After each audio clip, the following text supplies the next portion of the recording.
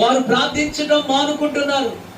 ప్రార్థన లేకుండా, ప్రసంగాల మీద ప్రార్థన లేకుండా, మాట్లాడటానికి ప్రార్థన లేకుండా దేవుని యొక్క స్వార్థ పరిచర్యలో వారు పయనిస్తూ ఉన్నారు. కానీ వారి యొక్క ప్రార్థన లేని ప్రసంగాల వలన వారిలో ఏమాత్రము కూడా చలనం లేదు. వారి ప్రయాస సఫలీకృతం అవ్వట్లేదు. అందుకనే ప్రార్థన అనేది మనకు వెన్నుముక్క లాంటిదంట. మనం గమనించినట్లయితే మన జీవితంలో వెనుకున్నటువంటి వెన్నుపూస, వెన్నుముక్క ఏదైతే ఉందో అది గనక దాని పట్టును వదిలిపోతే గనక, అది ఎక్కడైనా పక్కకు వైదొలిగిపోతే గనక, అది ఎక్కడైనా డ్యామేజ్ అయితే గనక, అది ఎక్కడైనా బలహీనమైపోతే గనక ఒక మనిషి నిటారుగా నిలబడలేడు. ఆ యొక్క వెన్నుముక పాడైపోతే, క్రైస్తవుడు విశ్వాస వీరులుగా ఉండాలంటే ఆ దేవుని యొక్క సన్నిధిలో నిలబడగలగాల, దేవునికి ప్రార్థన చేయగలగాల. దేవునికి స్తోత్రం.